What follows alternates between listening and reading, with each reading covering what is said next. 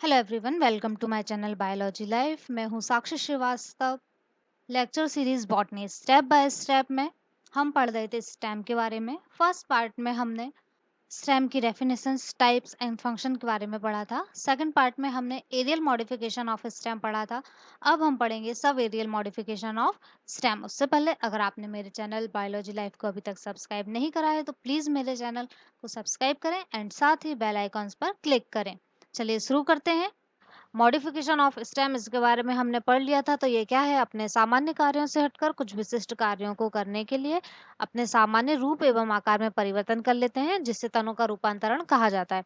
यह तीन प्रकार से होते हैं: aerial modification, subaerial modification and underground modification. Aerial modification के बारे में हमने पार्ट 2 में पढ़ा था। अब हम सब एरियल मॉडिफिकेशन के बारे में पढ़ेंगे। सब एरियल मॉडिफिकेशन क्या है? तनों का वह रूपांतरण है जो वायु तथा भूमि दोनों में पाया जाता है। मतलब सब एरियल मॉडिफिकेशन वह मॉडिफिकेशन है जिसमें जो मॉडिफाइड स्टेम है वो जमीन एवं वायु दोनों में प्रेजेंट होते हैं।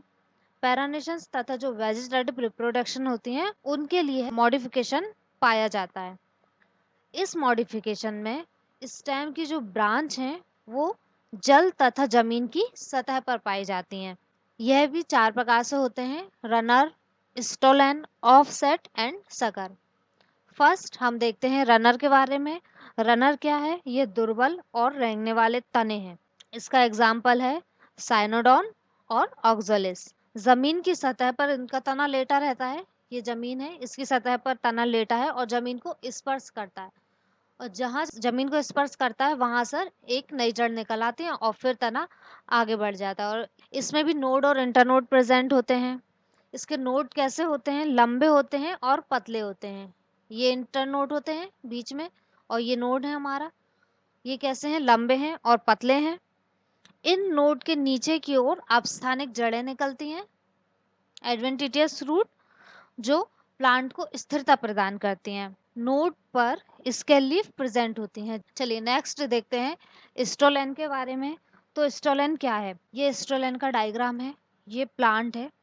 प्लांट के जमीन के अंदर से इसमें से ब्रांच निकलती हैं जो कुछ दूरी तक जमीन के अंदर बढ़ती हैं। ये जमीन के अंदर बढ़ी और फिर जमीन के बाहर आ जाती हैं, और इनके ऊपर से जमीन से बाहर आ गई और फिर इनके ऊपर के भाग से पत्तियां निकल आती हैं और नीचे के भाग से जड़ निकल आती हैं, और इन दोनों को जो जोड़ते हैं उसको हम बोलते हैं स्टोलेन। इसके एग्जाम्पल हैं जैस्मिन, स्ट्रॉबेरी, कोलोकेसिया, ये इसके एग्जाम्पल हैं। चलिए अब बात करते हैं नेक्स्ट ऑफसेट की। तो ऑफसेट क्या है? ये पानी में पाए जाने वाले स्टेम है। ऑफसेट कैसे स्टेम है? पानी में पाए जाने वाले हैं। ये इसका डायग्राम है। इसका तना है वो हॉरिजॉन्टली ग्रोथ करता है। पत्तियों का एक गुच्छा होता है, जैसे ये पत्तियां हैं, ये एक गुच्छे के रूप में है, और कुछ लंबाई तक बढ़ने के बाद इस शाखा के आगे के भाग से पत्तियों का गुच्छा निकलता है। इसके नीचे एडवेंटिशियस रूट होती हैं। कुछ समय के बाद जो पुराना ऑफसेट है वो नष्ट हो जाता है और उसकी जगह पर एक नया ऑफसेट बनता है। इसके एग्जाम्पल हैं पिस्टिया है, इकॉर्निया।